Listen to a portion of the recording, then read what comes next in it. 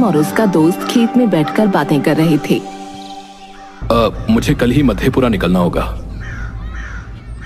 अरे ये तो बिहार में है, लेकिन तुम वहां क्यों जा रहे हो भाई? अरे मेरी वहां के सदर अस्पताल में नर्स की नौकरी लग गई है। मधेपुरा एक छोटा सा स्टेशन था जहां कुछ चुनिंदा ट्रेनें ही रुका करती थीं। रहीम ट्रेन से उतरता है और ट्रेन चली जाती है। स्टेशन पर पूरा अंधेरा होता है। पूरा स्टेशन खाली और सुनसान था। दूर दूर तक ना ही कोई दुकान और ना ही कोई इंसान था। कितनी ठंड है, कोई इंसान भी नजर नहीं आ रहा है।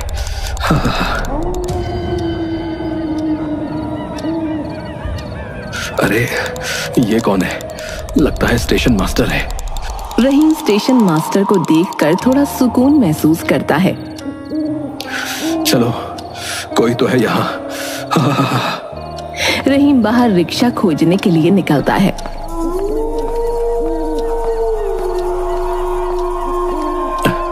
अरे यहाँ तो एक भी रिक्शा नहीं है।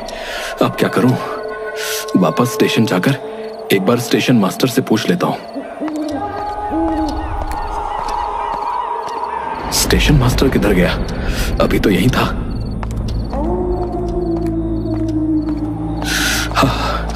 इतनी ठंड की रात को और कितना चलूं?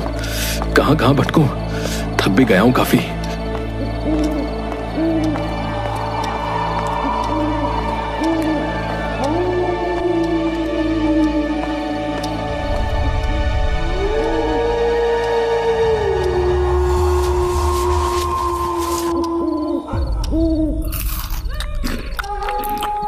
रहीम थक हार कर वहीं पर सो गया।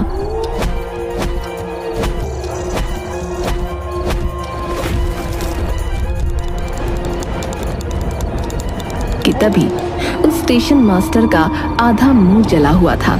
रहीम ये देखकर डर गया। उठो उठो, मैं थोड़ी देर में यहाँ से चला जाऊंगा।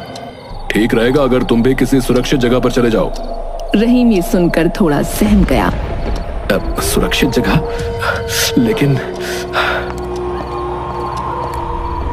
इससे पहले रहीम कुछ पूछता, स्टेशन मास्टर वहां से जा चुका था। रहीम तुरंत वहां से भागकर वापस रिक्शा खोजने बाहर चला जाता है। इस बार बाहर कुछ रिक्शा खड़े थे। ये बात रहीम को थोड़ी अजीब लगती है। थोड़ी देर पहले यहाँ पर कोई भी नहीं था और अभी ये सब अचानक कहां से आ गए? रहीम उनके पास गया, लेकिन पास जाकर उसने ऐसा कुछ देख लिया कि देखकर ही तुरंत वहां से उल्टी तरफ दौड़ लगा दी।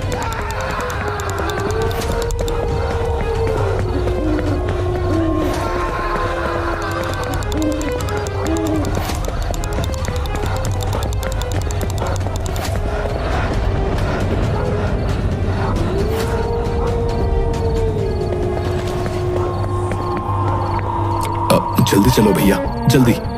पैसे जितने भी ले लो, लेकिन यहां से जल्दी चलो। ऐसा क्या हो गया भैया? पहले यहां से चलो।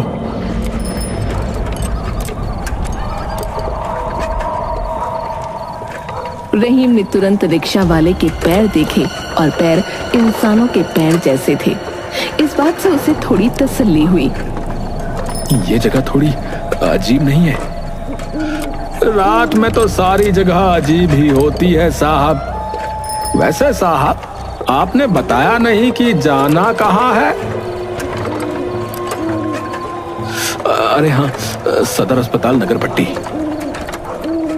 वो तो बहुत ही अजीब अस्पताल है। क्यों? अरे उस जगह पर 2-3 अस्पताल हैं साहब, लेकिन सिर्फ एक यही अस्पताल है जो कब्रिस्तान और शमशान दोनों से बराबर की दूरी पर पड़ता है। लोग उस अस्पताल को मनहूस समझते हैं। कोई भी अपना इलाज जल्दी वहां नहीं कराना चाहता है, लेकिन किसी और अस्पताल में बेड खाली नहीं मिलता तो लोगों को मजबूरन उस अस्पताल में ही जाना पड़ता है। लेकिन आप चिंता मत कीजिए, वहां पर हमारे बहुत सारे दोस्त रहते हैं। कुछ दिक्कत होगा तो बताइएगा। अच्छा,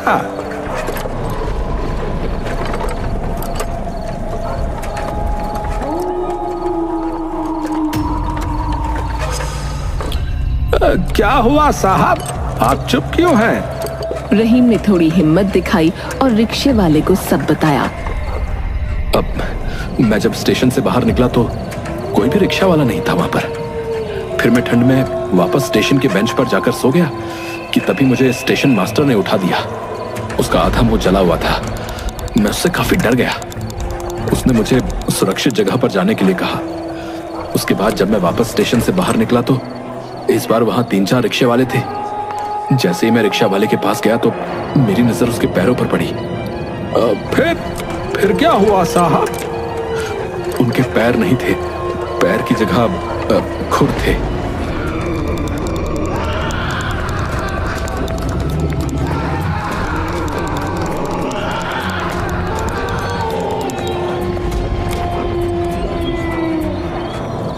या अल्लाह, रात का कोई भरोसा नहीं। सिर्फ पैर ही देखे आपने? हाँ, और क्या देखना था? आपने उनके कान और आंखें नहीं देखी? कहीं वो यही खुर तो नहीं थे? रहीम वहीं बेहोश हो गया।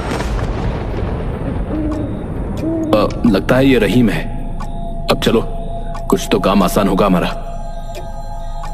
लेकिन ये यहां रह पाएगा तब तो। मैं कहाँ हूं? सदर अस्पताल में। मैं यहां कैसे पहुंचा? पिंकी के पति रात को खेत में हल्के होने गए थे, तुम वहीं पड़े मिले।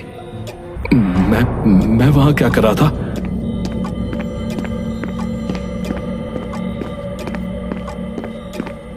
मैं इस अस्पताल का हेड नर्स हूं। तुम रहीम हो ना? हाँ, मैं रहीम ही हूं।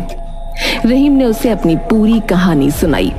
पूरी कहानी सुनने के बाद रमेश ने रहीम को चौकन्ना किया। रहीम, तुम्हें यहाँ थोड़ा कठोर बनकर रहना पड़ेगा। हो सकता है वो कोई बुरा सपना हो। तुम जाओ और सामने वाले कमरे में जाकर सो जाओ।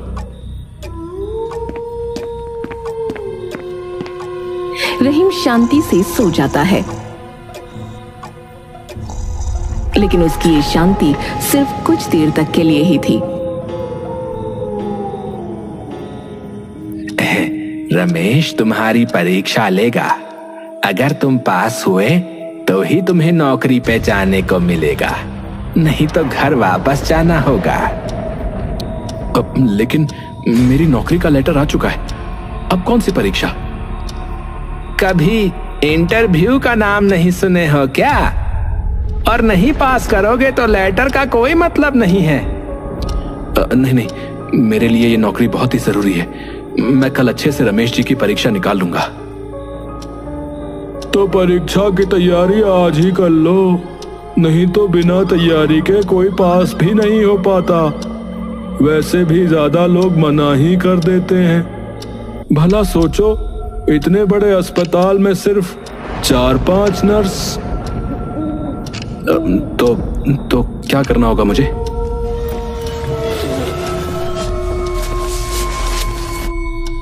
सबसे ऊपर मुर्दा घर है, जाके सारी लाशों के मुंह में ये लड्डू रख कर आओ। अगर कुछ हो गया तो अभी ही मेरे साथ कुछ घंटों पहले एक भयावह घटना घटी है। वो तुम्हारा सपना था। यहाँ का माहौल ऐसा है कि लोग ऐसी चीजें सुन सुन के वहम का शिकार हो जाते हैं। तुम ये लड्डू लो और जाके परीक्षा की तैयारी करो। और लड्डू निकालेगा कौन? वरना मुझे डांट पड़ेगी। ये सुनकर सब हंसने लगे। रहीम पीछे मुड़कर देखता है, लेकिन वहां कोई नहीं था।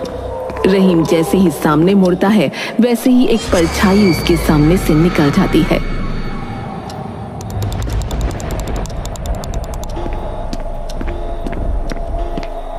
रहीम को अपनी नौकरी बचाने का कोई और रास्ता नहीं बचा था, इसलिए वो अपना रास्ता तय करता चला गया। थोड़ी देर में ही वो ऊपर पहुंच गया और मुर्दा घर खोजने लगा।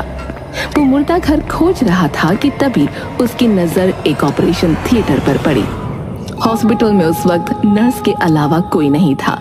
अरे इस वक्त ये ऑपरेशन थिएटर क्यों खुला हुआ है?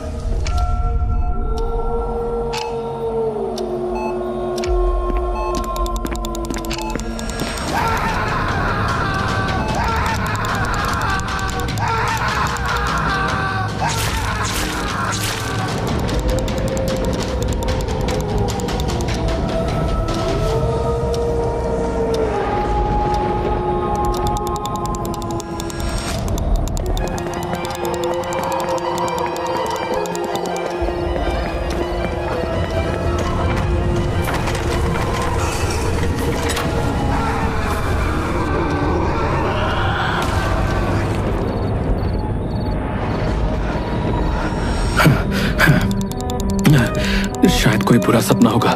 मुझे जल्दी से मुर्दा घर खोजना होगा।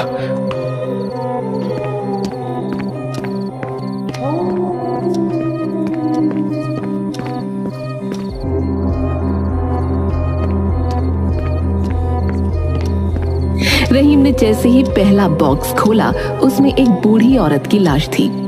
रहीम ने जैसे तैसे उसके मुंह में लड्डू रख दिया।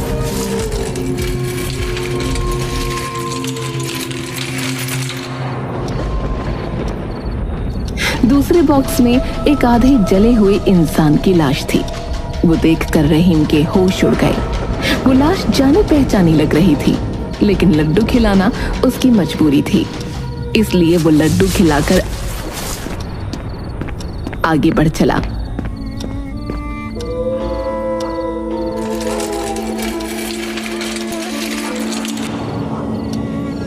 तीसरे बॉक्स में रिक्शा वाले की लाश थी। रहीम को अपनी आंखों पर भरोसा नहीं हुआ। उसने उसके मुंह में भी एक लड्डू डाल दिया। या खुदा, ये क्या हो रहा है मेरे साथ? ऐसे तो लड्डू खत्म ही नहीं होंगे। एक काम करता हूँ, अपनी आंखें बंद कर लेता हूँ ताकि किसी को देख ही ना पाऊं। ना देख पाऊंगा और ना ही डर लगेगा। रहीम ने आंखें बंद करके सारी लाशों को एक एक करके लड्डू खिला दिए। जैसे ही लड्डू खत्म हुए, वैसे ही रहीम तुरंत बाहर की तरफ भागा कि तभी पीछे से आवाज आई, रहीम, एक और लड्डू मिलेगा। रहीम, एक और लड्डू मिलेगा। तुम लोग हमारा हिस्सा बनोगे।